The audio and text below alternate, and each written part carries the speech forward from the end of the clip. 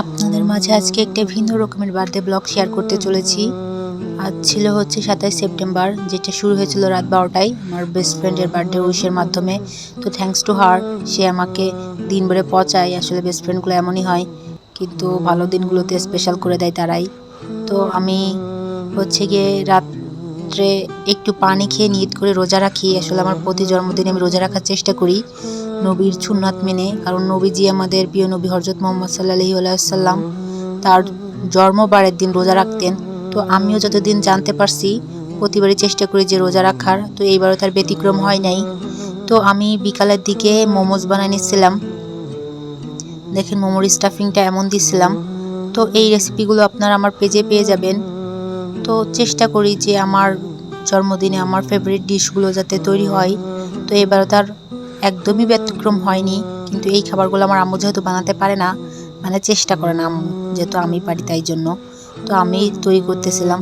তারপরে এটা হচ্ছে একটা আটা দিয়ে শুধু, আর হচ্ছে পেঁয়াজ মরিচ আর কিছু গুঁড়া মশলা আর শুধু পানি, এই কয়টা উপকরণ দিয়ে সুন্দর একটা পকোড়া তৈরি করে নিচ্ছি। এর ডিটেলস ভিডিওটা আমার পেজে পেয়ে যাবেন। আর বললাম না, জীবনটা খুবই ছোট, জীবনটা খুব উপভোগ করতে পারলে জীবনটা সুন্দর। তো তারপরে মোমোগুলো তৈরি হয়ে যায়, এর মধ্যে আমি স্যান্ডউইচগুলো তৈরি করে নিই। তার পাশে আমার আম্মু মাংস রান্না করতেছিল, পোলাও আর হচ্ছে সর্ষে ইলিশ রান্না করতেছিল। তো আমার ফেভারিট ডিশগুলোই তৈরি হয়েছিল, কিন্তু আমি এত ক্লান্ত ছিলাম যে ওইগুলো আর নিতে পারি না, ক্লিপগুলা। তো আমার স্যান্ডউইচগুলোও রেডি হয়ে গেছে। তার মাঝে হচ্ছে পার্সেলটা চলে আসে, মানে আমি কেক অর্ডার করতেছিলাম, মানে করেছিলাম আর কি। তো সেই কেকটা চলে আসে, তো আমি আনবক্সিং করে দেখাচ্ছি। তো মাশাআল্লাহ দেখতে অনেক সুন্দর হয়েছে কেকটা। আসলে আমি প্রতিবার একটা থিমের কেক আনার চেষ্টা করি। তো এবারে ছিল পার্পল কালারের, কেকটা ছিল 2 পাউন্ডের। তো তারপরে ইফতারি টাইম হয়ে যায়, তো আমি ইফতারিগুলা গোছাই নিয়ে খেতে বসে যাই। এই তো আজান দিয়ে দিচ্ছে, বিসমিল্লাহ নাম নিয়ে আমি ইফতারিটা করি। আল্লাহকে শুকরিয়া জানাই যে তার এই সৃষ্টির জন্য, আমি তাকে শুকরিয়া জানাই, আমি তার প্রতি কৃতজ্ঞ। তাকে সন্তুষ্টির জন্যই আসলে তার জন্য এই ইবাদতগুলো। তো আমি স্যান্ডউইচটা খেয়েছিলাম, অনেক মজা ছিল। আপনারা অবশ্যই ট্রাই করবেন, অবশ্যই আমার ভিডিওটা দেখে নেবেন পেজ থেকে। তো তারপরে হচ্ছে মোমোজগুলো খাচ্ছিলাম, অনেক সুন্দর হয়েছে মাশাআল্লাহ। মাশাআল্লাহ বলতে কেউ ভুলবেন না, সবাই আমার জন্য দোয়া করবেন যাতে দীর্ঘায়ু হয়। আসলে এটাই আমাদের চাওয়া। আর আমরা সবসময় চেষ্টা করি ঘরোয়াভাবে বার্থডে বা যে কোনো একটা স্পেশাল দিন সেলিব্রেশন করার। তো তারপরে আমার মনে হলো যে বেডশিটটা চেঞ্জ করার দরকার। তো তারপরে আমি লাল বেডশিটটার উপরে এই চেঞ্জ না করে এই বেডশিটটা বিছাই দিই, কারণ আমার মনে হয়েছে যে বার্থডে কেকটার সাথে এই চাদরটা সুন্দরই যাবে। তো আমি বালিশের কভারগুলোও পরিয়ে দেই। তো তারপরে হচ্ছে গিয়ে আমি একটু রং করার জন্য একটু নেল পলিশ দেই, যেহেতু আমার নেলগুলো একটু বড় রাখছি। তাও পরে আবার কেটে ফেলছি, আবার নেল পলিশটা উঠাই ফেলছি। তো তারপর দেখেন এই হচ্ছে গিয়ে বেলুন, এই বেলুনটা অ্যারাউন্ড 3 বছর ধরে আমরা ইউজ করতেছি। মানে বললাম না, আমরা কাউরে বলি না, বাইরের ফ্যামিলিগতভাবেই বার্থডে পালন করি। তো এই বেলুনগুলো রাখি আমরা, প্রতিবারই ফুলাই, আবার রেখে দিই, আবার প্রতিবার ফুলাই, একটুও নষ্ট হয় না। তাই এইবার দেখলাম যে 2-1টা নষ্ট হয়েছে। তো তারপরে আমি এগুলা উঠানোর চেষ্টা করতেছিলাম এক হাত দিয়ে। তো অনেক কষ্টের পর উঠাইছি, তারপরে এক হাত দিয়ে হচ্ছে ফুলাই ফেলি, তারপর ক্যামেরাটা রাখে আমি সবগুলো ফুলাই ফেলি।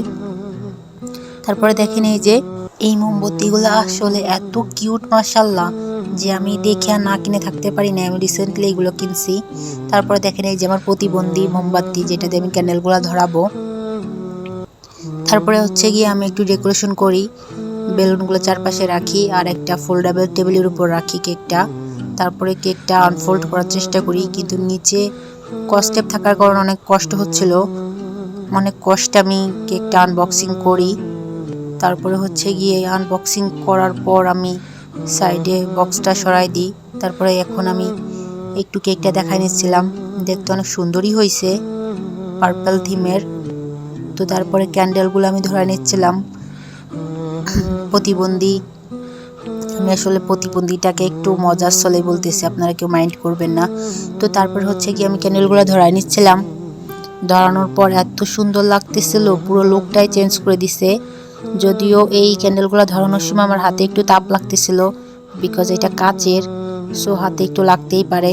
তো সাবধানে যদি কেউ কিনেন বা কারো বাসায় থাকে তাহলে একটু সাবধানে কাজ করার চেষ্টা করবেন। তারপর আমি একে একে সবগুলো ক্যান্ডেল ধরাই নিই। ধরানোর পর হচ্ছে গিয়ে আমি এখন একটু সামনে দিয়ে নিব। এই যে এইটাও প্রায় ডান হয়ে গেছে ধরানো। তো এখন হচ্ছে গিয়ে আমি এটা সামনের দিকে দিয়ে দিব। তো আমার ভাইকে বলতেছিলাম কোন দিকে দিব। ফার্স্টে আমি এই দুইটা এক জায়গা দিই, আর হচ্ছে ওই দুইটা আর এক জায়গায়। তো ও বলে যে না, এইদিকে ওইদিকে সরা। তো আমি বুঝতে পারতেছিলাম না ও আসলে কোন দিকে সরাইতে বলতেছে। তো তারপর আমি বুঝতে পারি, তো ঝটাপট করে আমি দেই ওইদিকে, কারণ আমার হাতে অনেক তাপ লাগতেছিল, স্যাক খাইতেছিলাম। তারপরে আলটিমেটলি বোঝার পর আমি ডেকোরেশনটা কমপ্লিট করে ফেলি। তো তারপরও আবার বলে চেঞ্জ কর। তো আমি বুঝতে পারছি এইবার ফাইনালি। তো আমি ডেকোরেশনটা শেষ করে ফেলি। তো দেখেন ফাইনাল লুক এমন হচ্ছে। মাশাআল্লাহ দেখতে অনেক সুন্দর লাগতেছিল। বড় বড় পার্টি থেকেও এই ছোটোখাটো জিনিসই আমাদের অনেক স্পেশাল ফিল করায়। তো তারপর হচ্ছে গিয়ে এইটাকে কি বলে আমি জানি না, কেউ যদি জানা থাকে অবশ্যই কমেন্ট বক্সে জানাবেন। এটা হচ্ছে গিয়ে অনেক কষ্টে ধরাইছিলাম, কারণ হচ্ছে ফার্স্টের দিকে এটা ধরতে চায় না, তারপরে হচ্ছে অনেকক্ষণ ধরে রাখার পর এটা ধরছে। তো হচ্ছে গিয়ে এই তো অনেক সুন্দর লাগতেছিল এখন। তো তারপরে আমি ফু দিয়ে এইগুলা লিভাই ফেলি ক্যান্ডেলগুলাও। তারপরে একটু দেখেন ওই যে যেটা জ্বালাইছি ওইটার উপর দিয়ে একটু কি বলে জানি না কালো কালো পড়ছে, তো সরাই দিছি, দু একটা থেকে গেছে। তারপর হচ্ছে কেকটা কাটিং করে নিই, যেহেতু আমরা বড় হয়ে গেছি। আর ওই হ্যাপি বার্থডে উইশ টুইশ ওইগুলো আসলে ভালোও লাগে না, তো নিজে নিজে কেটে নিজে নিজেই খাচ্ছিলাম।